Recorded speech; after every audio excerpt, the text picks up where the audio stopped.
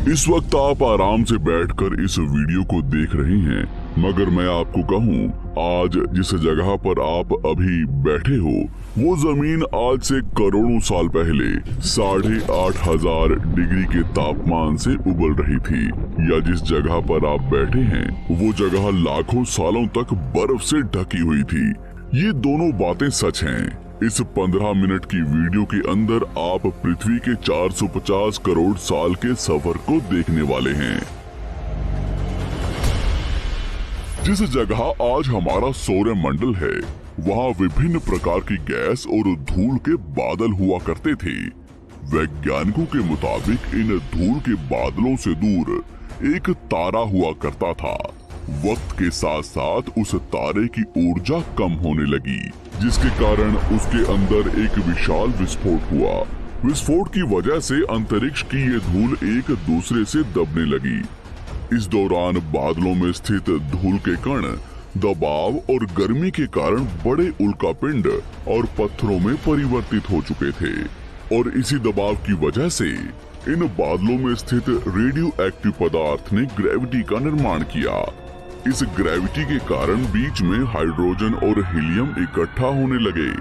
बीच के इस भयंकर दबाव के कारण एक विशाल विस्फोट हुआ, और इसी विस्फोट के कारण हमारे सूरज का जन्म हुआ। अंतरिक्ष में फैले एस्टेरॉयड यानी क्षुद्र ग्रहों में भारी वजन की वजह से सूरज के करीब आकर सूरज की परिक्रमा करने लगे। धीरे धीरे इन्हीं एस्टेरॉयड में भारी टकराव हुआ, जिसके फलस्वरूप मरकरी, विनस, अर्थ और मार्स जैसे ग्रहों का निर्माण हुआ। वैज्ञानिकों के मुताबिक उस वक्त पृथ्वी और मार्स यानी मंगल ग्रह के बीच थिया नामक ग्रह सूरज की परिक्रमा किया करता था। पृथ्वी पर ग्रेविटी होने की वजह से सूरज की परिक्रमा करने वाले एस्टेरॉयड अब पृथ्वी की परिक्रमा करने लगे, और धीरे धीरे करोड़ों सालों तक ये पृथ्वी पर गिरते रहे। और ऐसी घटना हमारे पड़ोसी ग्रह थिया पर भी हो रही थी, जिसके कारण थिया पृथ्वी के और करीब आने लगा और आकर पृथ्वी से टकराया। इस भयंकर टकराव की वजह से पृथ्वी के हिस्से कणों के रूप में अंतरिक्ष में फैल गए और एक रिंग्स की तरह पृथ्वी की परिक्रमा करने लगे। इन्हीं परिक्रमा करते हुए कणों में टकराव होने लगा, जिसके कारण हमारे चांद का निर्माण हुआ। उस वक्त पृथ्वी पर सिर्फ एक ही समुद्र हुआ करता था, और वो था 1900 डिग्री सेल्सियस की तापमान पर उबलते हुए लावे का। उबल रही थी वो सारी चीजें जिसे आज आप अलग अलग नाम से जानते हैं। वक्त के साथ साथ पृथ्वी धीरे धीरे ठंडी हो रही थी, जिसके कारण पृथ्वी के भारी तत्व जैसे धातु और रेडियो एक्टिव पदार्थ पृथ्वी के केंद्र में जाकर इकट्ठा हो गए, और हल्के पदार्थ पृथ्वी की सतह पर आ गए। लाखों सालों तक पृथ्वी पर उल्कापिंडों की बरसात हुई, और इन गिरते हुए उल्कापिंडों में जमा था नमक, मिनरल्स और पानी। करोड़ों सालों तक इन उल्कापिंडों की बरसात होती रही, और धीरे धीरे पृथ्वी की ऊपरी सतह पानी से ढकने लगी। वैज्ञानिकों के मुताबिक यही वो वक्त था जब दूर गहरे पानी के अंदर निकलते ज्वालामुखियों से पहली बार सूक्ष्म जीवों का निर्माण हुआ। लाखों सालों बाद एक वक्त ऐसा आया जब पृथ्वी की पूरी सतह पानी से ढक चुकी थी। हमारी पृथ्वी के सबसे अंदर का कोर रेडियो एक्टिव पदार्थ से बने होने की वजह से हरदम गर्म होता रहता है, लेकिन जब भी पृथ्वी की ऊपरी जमीन ठंडी हो जाती है तब पृथ्वी के अंदर की गर्मी बाहर नहीं निकल पाती, जिसके कारण ज्वालामुखियों का निर्माण होता है। और उस वक्त कुछ ऐसा ही हुआ। पानी से ढकी हुई पृथ्वी पर हजारों की तादाद में ज्वालामुखी निकलने लगे, और आने वाले लाखों सालों तक इन ज्वालामुखियों का निकलना जारी रहा, जिससे पानी के ऊपर जमीन का निर्माण हो रहा था। इस वक्त भी पृथ्वी पर वातावरण न होने की वजह से अंतरिक्ष से उल्कापिंडों की बरसात हो रही थी। आज से लगभग 300 करोड़ साल पहले पृथ्वी पर ऐसा वक्त आया जब पृथ्वी का वातावरण लगभग स्थिर होने लगा था। ज्वालामुखी निकलने धीरे हो गए थे और पृथ्वी का एक दिन 12 घंटे का हुआ करता था। साल बीतते गए और धीरे धीरे ये सूक्ष्म जीव विकसित होते गए और समूह में रहने लगे। आज से लगभग 250 करोड़ साल पहले पहली बार पृथ्वी पर ऐसे जीवों का निर्माण हुआ जो जीने के लिए ये पानी के अंदर के मिनरल्स यानी खनिज पदार्थ और धूप का इस्तेमाल करते थे और मल त्याग के रूप में ऑक्सीजन बाहर निकालते थे। इस वक्त तक पृथ्वी पर ज्यादातर ज्वालामुखी निकलने बंद हो चुके थे और इन माइक्रोबैक्टीरियाज की वजह से वातावरण में ऑक्सीजन की मात्रा बढ़ रही थी। वातावरण में ऑक्सीजन बढ़ने की वजह से पृथ्वी का वायुमंडल बनना शुरू हुआ और आने वाले हजारों सालों तक वातावरण में ऑक्सीजन की मात्रा बढ़ती रही, जिसकी वजह से पृथ्वी के ज्यादातर हिस्सों में ये सूक्ष्म जीव फैल गए। हजारों सालों बाद एक वक्त ऐसा आया जब पृथ्वी में ज्यादा ऑक्सीजन बढ़ने के कारण ये सूक्ष्म जीव मरने शुरू हो गए। उस वक्त तक पृथ्वी का वातावरण ठंडा होने के साथ साथ ऑक्सीजन से भी भर चुका था, जिसके कारण जमीन और वातावरण में स्थित आयरन यानी लोहे के मिनरल्स पानी में स्थित ऑक्सीजन से रिएक्ट होने लगे और एक वक्त ऐसा आया जब पृथ्वी की जमीन आज के मार्स के जैसे लाल हो चुकी थी। वक्त बीतने के साथ साथ धरती की टेक्टोनिक प्लेट्स में दरार होने लगी, जिसके कारण पृथ्वी के अंदर का लावा जमीन की तरह कई लाखों सालों तक खुला उबलता रहा और यही वो कारण था जिसके कारण पृथ्वी के वातावरण में कार्बन डाइऑक्साइड की मात्रा बहुत बढ़ गई और पृथ्वी पर एसिड की वर्षा शुरू हो गई। एसिड रेन की वजह से पृथ्वी का तापमान घटने लगा और तापमान इतना घटा कि पृथ्वी के ऊपर स्थित पानी बर्फ में परिवर्तित होने लगा। पृथ्वी पर पहली बार भयंकर आइस एज आया। इस वक्त पूरी पृथ्वी सफेद बर्फ से ढक चुकी थी।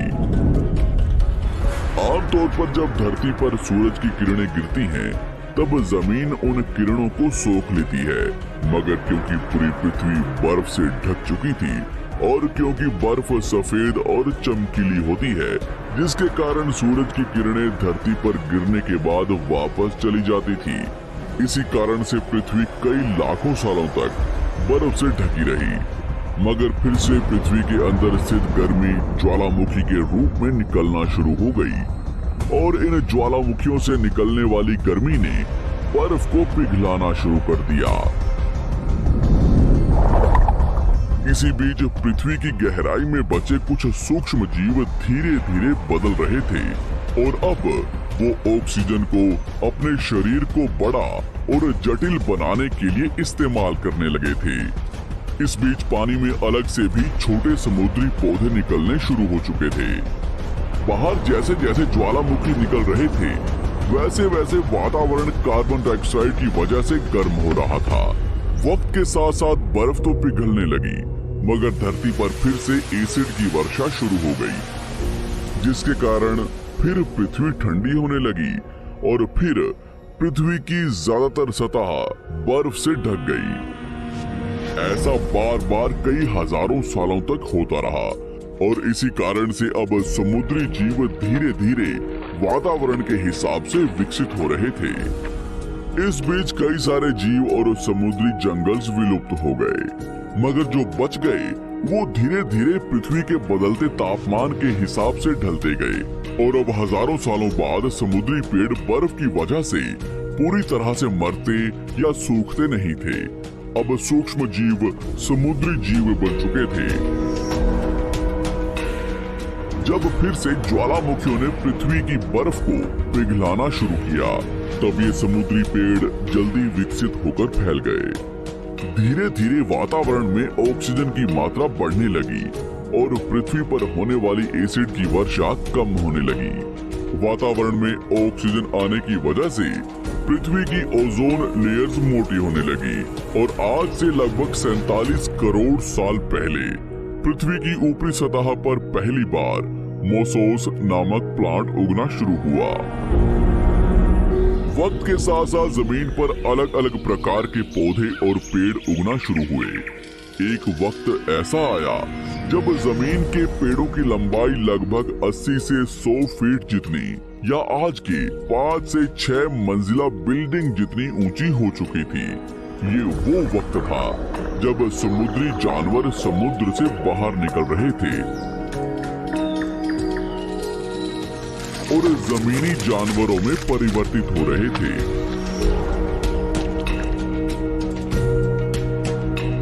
धरती की ज्यादातर जमीन एक जगह इकट्ठी हो चुकी थी, जिसे आज हम पैंजिया महाद्वीप के नाम से जानते हैं। पृथ्वी का वातावरण और तापमान लगभग स्थिर हो चुका था और अब करीब 21 से 23 घंटे का दिन हुआ करता था। अब समुद्री जीव पानी से बाहर रहने लगे थे और वातावरण के हिसाब से उनके शरीर का रंग रूप बदल रहा था। धीरे धीरे ये जमीनी जानवर डायनासोर्स में परिवर्तित हो गए। जिन डायनासोर्स ने पेड़ पौधे खाने शुरू कर दिए, उनका शरीर लंबा और विशाल रूप से विकसित होने लगा। कुछ डायनासोर्स शिकार किया करते थे, जिसके कारण वे छोटे और तेज होते चले गए।